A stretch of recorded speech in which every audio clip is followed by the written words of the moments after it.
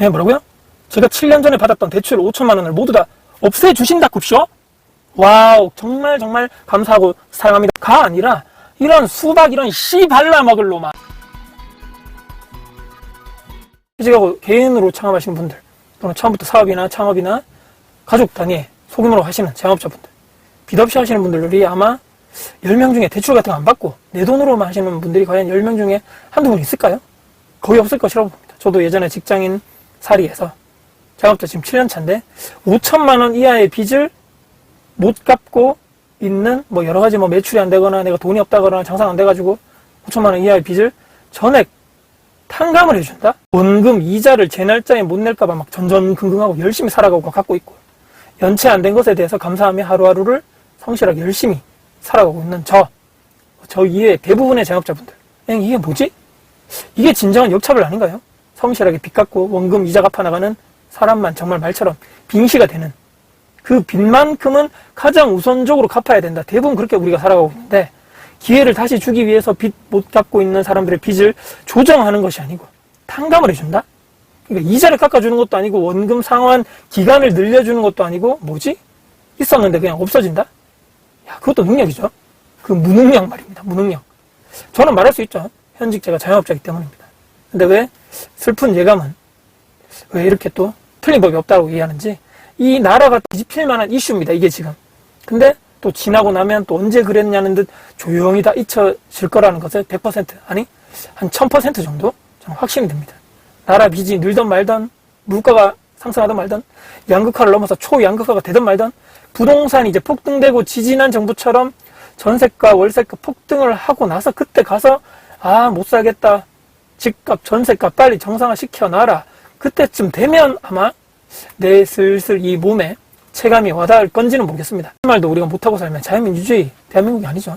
저만 이상한 건가요? 돈을 퍼준다 그러고 추경으로 전 국민의 기본 소득을 지급하거나, 공짜로 막 돈이 생기니까 뭐 쿠폰이나 지역화폐가 생기니까 막 부자 된 것 같고 살만해진 것 같고, 주식시장 연일 막 상승, 와 3,000개 뭐 넘었다, 대한민국 이제 좀 살만하네, 대통령 바뀌고 정권 바뀌니까 이제 좀 숨통이 트인다, 이렇게 느끼는 사람들이 많은 것 같습니다.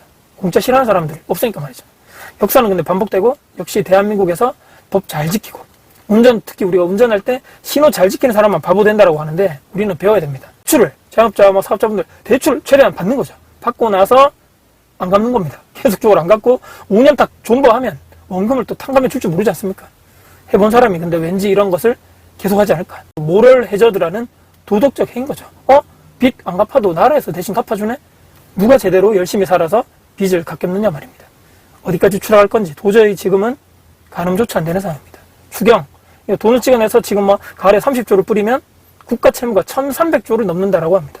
얼마 전에 불과 1000조가 넘니 많니 하면서 벌벌벌 떨었던 기억이 나는데 1300조? 특정 정치인들이 국가를 운영하면서 경기를 살린다는 목적으로 국채를 발행하거나 돈을 찍어내거나 지역화폐를 만들거나 그것을 사람들에게 뿌린다. 무슨 일이 벌어지나요? 과거 역사를 보면 우리는 이미 알고 있는 거죠. 근데 저 돈을 그 정치인들 있죠. 자기 돈으로 국민들에게 주는 건가? 그러니까 재주는 누가 부리고 돈은 누가 번다라는 말이 있듯이, 저 처음보다 지금 우리 자녀들, 영상 보시는 특히 젊은 20대, 30대 젊은 분들이 갚아야 되는 빚입니다. 월급에서 일정 부분 근로소득세, 또 사업하시는 분들은 법인세, 소득세, 투자, 저처럼 투자하시는 분들은 부동산으로 하면 취득세, 보유세, 양도소득세, 여러 가지 계속적으로 돈을 내는 세금이 커지는 거고. 근데 앞으로 인구가 줄어들고 출산율이 하락하는데 국가 채무는 더더더 커지는데, 이것을 나눠서 열심히 벌어서 갚아 나가야 될 그 사람들의 숫자는, 절대적인 숫자는 줄어들고 있다. 그러면 앞으로 세금이 나라에서, 국가에서 뜯어가는 세금이 더 늘어나겠네? 이 정도까지 자연스럽게 내 생각과 사고가 이어져야 되는 것입니다. 근데 더 놀라운 것은요, 현재 근로소득자 분들 중에 면세율이 40% 정도 가까이 가고 있습니다. 무슨 얘기냐면, 근로자 10명 중에 4명 정도는 소득세를 단 한 푼도 내지 않고 있다는 정말 무서운 사실입니다. 다시 돌아와서 저 추경, 돈 찍어내기, 30조 등등, 그 돈을 받아서 일반적인 사람들은 대부분 소비, 마트 가서 사용하거나 시켜 먹거나 어디 놀러 가거나 여행 가거나 일회성으로 다 써버리면서 일시적으로 그 경기가 살아나는 듯한 착각이 될 수 있겠죠. 하지만 자산 시장 상승을 경험했던 사람들은 저 돈들이 나중에 자산 시장으로 주식이나 코인, 부동산으로 들어가겠구나, 곧 올라가겠구나. 상대적으로 저소득층 분들은 먹고 놀고 생활비로 다 써버리고 이미 물가는 그러니까 올라가 버린 거죠. 돈이 풀리니까. 나중에 그 비싸진 제품이나 서비스를 사려면 악순환의 반복이죠. 내가 돈을 모으기는커녕 한 달 벌어 한 달 먹고 살기 힘들어서 그 인플레이션 때문에 내가 나중에는 처음에는 샀지만 그 돈을 받아서 나중에 그것을 또 이용을 하라 그러면 이미 물가는 올라버렸기 때문에 못한다. 흔히들 짜장면 가격이 왜 오르냐 얘기를 많이 하시잖아요.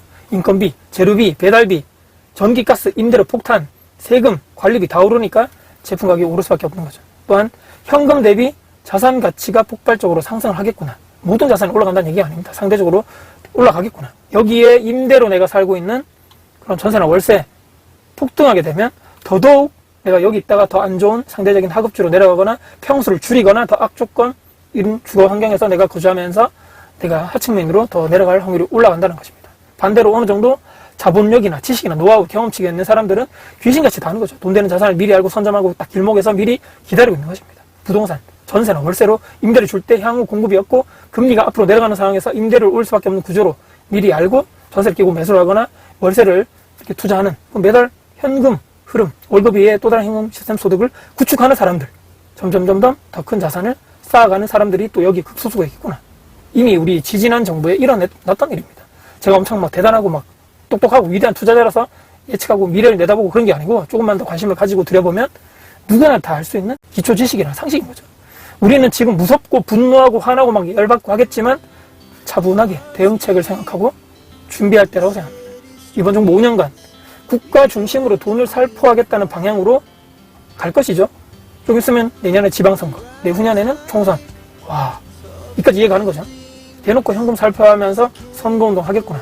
우리나라 사람들 공짜 좋아하니까 말이죠. 그런 상황에서 나는 어떤 선택을 하겠는가. 반드시 실물 자산으로 자산 상승 기회가 흐름이 한 번은 5년 안에 오겠다. 열심히 내가 돈 벌고 아껴 모아서 현금을 모아 나가야 된다. 그리고 동시에 핵심 위치, 자산 가격이 전고점 대비해서 많이 하락했던 특히 지방에 물량 때문에 일시적으로 이렇게 탁 단기간 조정되는 것. 미리 반박차 빠르게 전세 끼고 들어가서 사놓던지 또는 대출 받아서 월세 세팅 해놓던지 중장기적으로 기다리지 않거든요.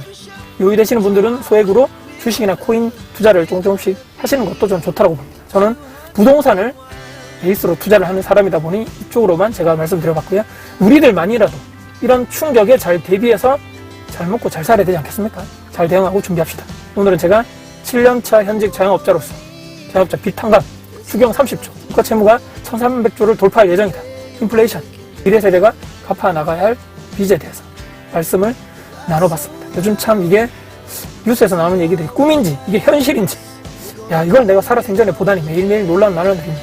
아직 영상을 구독 누르시고 봐주시는 분들이 30%밖에 없고 구독을 하지 않는 분들이 70% 가까운 이런 지표를 봤는데 구독을 해서 더 좋은 정보를 무료로 가져가시면 좋을 것 같고요. 예전 영상도 좋은 영상들이 많다 보니까 꼭 역주행해 주시고 특히나 댓글 통해서 참여를 해서 같이 의견을 공유를 한다면 저에게 또 제가 영상을 제작하는 데 있어서 엄청나게 큰 힘이 된다는 마지막 부탁 말씀 드리면서 영상을 마무리하겠습니다. 지금까지 다코스TV의 다코스입니다. 끝까지 시청해 주셔서 감사드립니다. 화이팅입니다.